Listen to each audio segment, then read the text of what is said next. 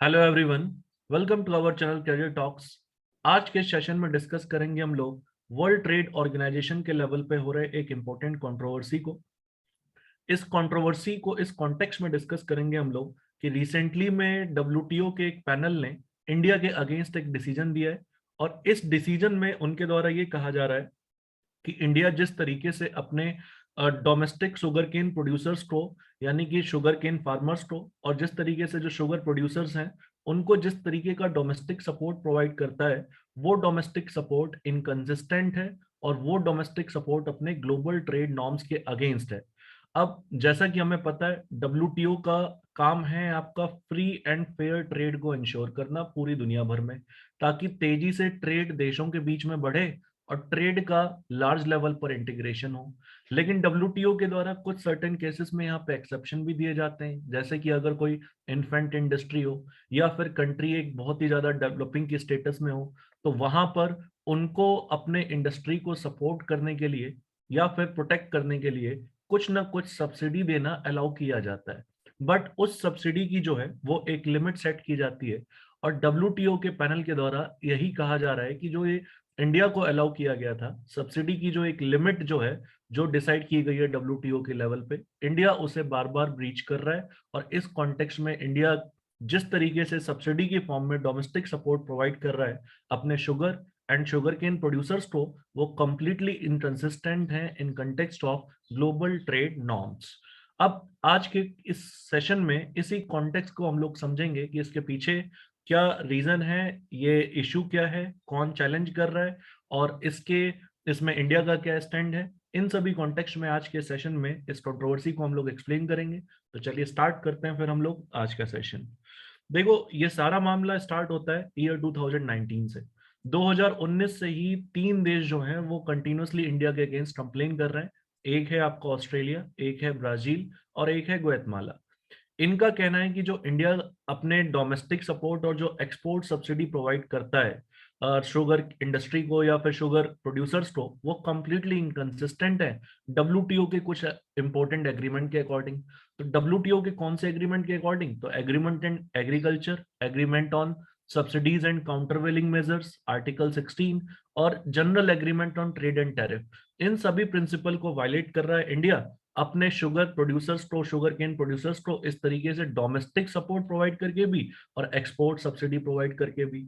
इनका कहना है कि जो इंडिया इंडिया और जितने डेवलपिंग कंट्री को अलाउ किया जाता है यहाँ पर, स्पेशली एग्रीकल्चर के क्षेत्र में, कि एक 10% की लिमिट डिफाइन कर दी जाती है कि आप अपने क्षेत्र में कोई भी, चाहे एग्रीकल्चर के क्षेत्र में ही प्रोडक्शन क्यों ना हो रहा हो, यहाँ पे आप 10% का लिमिट आप इसे क्रॉस नहीं करेंगे।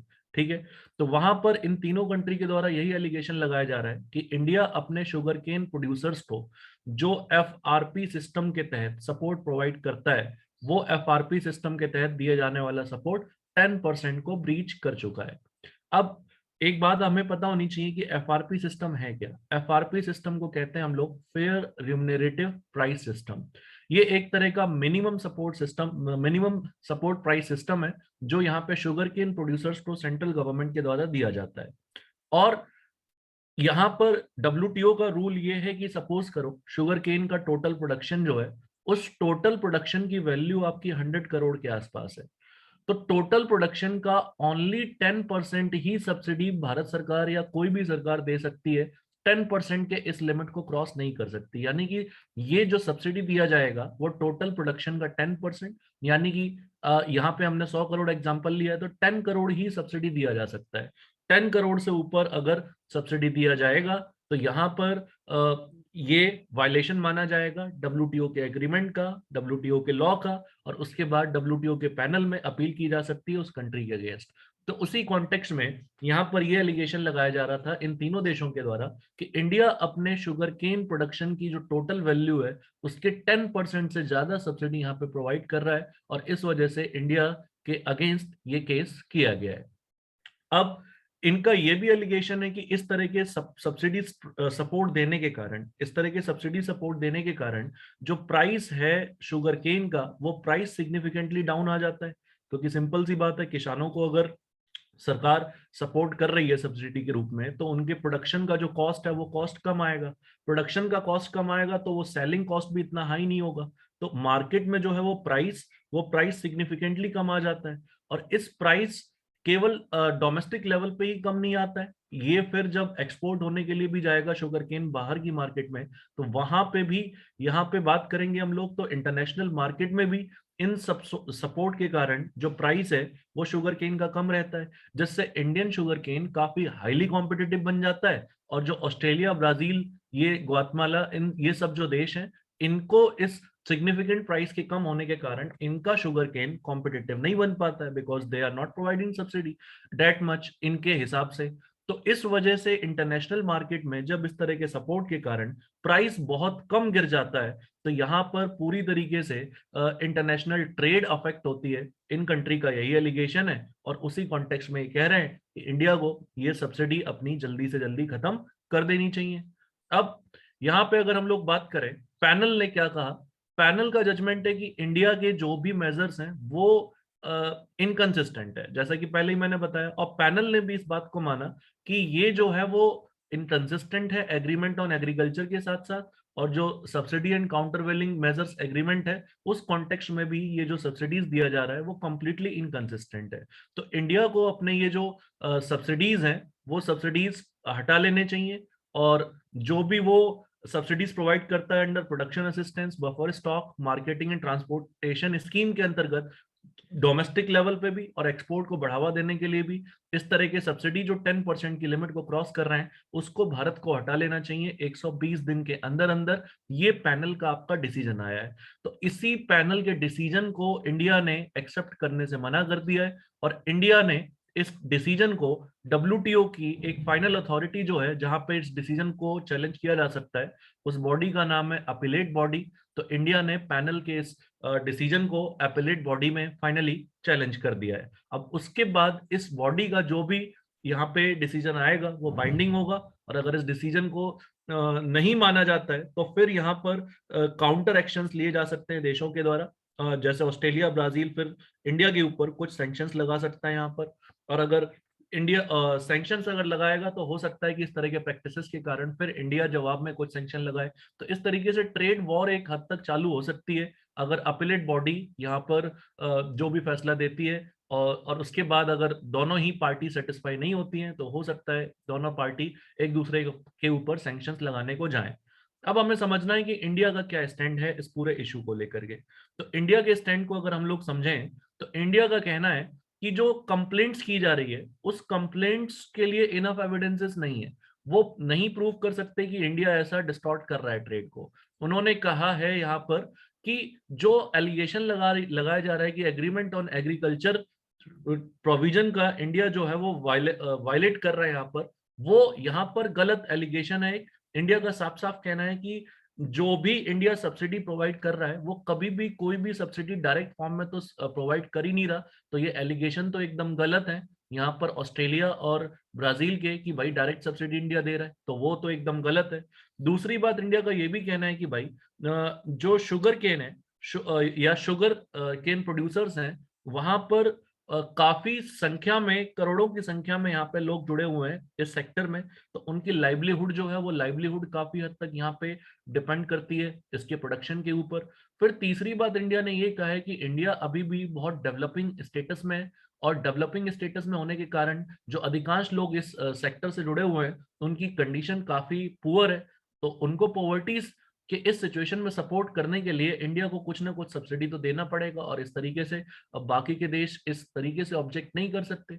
इंडिया ने यह भी कहा कि अगर ये देखा जाए इनके रूल्स एंड रेगुलेशन के हिसाब से ही, तो आर्टिकल 3 जो है सब्सिडी एंड काउंटरवेलिंग मेजर का, वो इंडिया के ऊपर एप्लीकेबल नहीं होता है, और यहाँ पर इंडिया को टाइम मिलता है कम से कम 8 साल का इन एक्सपोर्ट सब्सिडीज को एलिमिनेट करने के लिए। ठीक है, फिर इसलिए यहाँ पर अभी ये प्रेजेंट में एलिगेशन लगाना एकदम गलत एलिगेशन है, और इंडिया इसे खारिज करता है, और इसी वजह से इंडिया ने इस डिसीजन को फाइनली चैलेंज कर दिया है अपीलेट बॉडी के अंदर। ठीक है, अब अपीलेट बॉडी क्या है? देखो, अपीलेट बॉडी इस समय पे फंक्शनिंग नहीं है, क्योंकि कंट्री के बीच में आपस में ही इतनी ज्यादा पॉलिटिक्स है, उसकी वजह से ये अभी फंक्शनिंग स्टेज में नहीं है, क्योंकि काफी सारे कंट्रीज के बीच में इस बॉडी को लेकर के डिफरेंसेस बना हुआ है। और इस बॉडी के अंदर ऑलरेडी 20 से ज्यादा जो डिस्प्यूट है वो पड़े हुए हैं। यूएस जो है वो कंटिन्यूसली इस बॉडी के अंदर मेंबर्स की अपॉइंटमेंट को जो है वो ब्लॉक करता रहता है, तो इस वजह से ये अभी इफेक्टिव नहीं है, फंक्शनिंग नहीं है। तो यहाँ पर हो सकता है कि इस डिसीजन को आने में काफी डिले लग जाए, और मीनवाइल अगर ऑस्ट्रेलिया और ब्राजील कुछ एक्शन लेते हैं तो उसके रिटेलिएशन में हो सकता है कि इंडिया भी कुछ एक्शन ले। लेकिन अभी ये डिसीजन फाइनली चैलेंज कर दिया गया अपीलेट बॉडी के अंदर। अपीलेट बॉडी जैसे ही फंक्शन होगी तो यहाँ पर फिर इस मुद्दे पर कोई बात आगे बढ़ पाएगी और सिचुएशन को क्लियर किया जा सकेगा। अब इंडिया में एक बार समझते हैं हम लोग शुगर इंडस्ट्री में गवर्नमेंट का इंटरवेंशन किस तरीके से रहता है। देखो, इंडिया में सेंटर के द्वारा यहाँ पर एफआरपी सिस्टम के तहत सपोर्ट प्रोवाइड किया जाता है।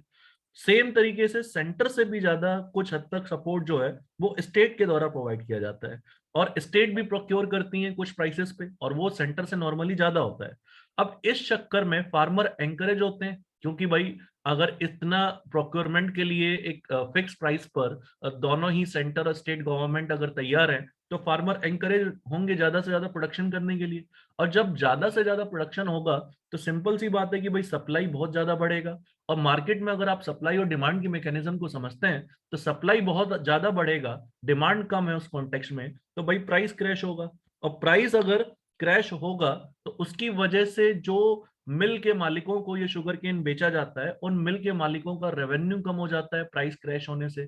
और जब इनका रेवेन्यू कम हो जाता है तो ये फंस जाते हैं फाइनली फिर आपके डेब्ट ट्रैप में। और जब ये डेब्ट ट्रैप में फंस जाते हैं तो उसकी वजह से फिर फार्मर्स को टाइमली पेमेंट, फार्मर्स को टाइमली यहाँ पर उनके गन्ने का भुगतान करना, ये सब नहीं किया जाता है, तो फार्मर्स को फिर इनडायरेक्टली फिर लॉस होता है।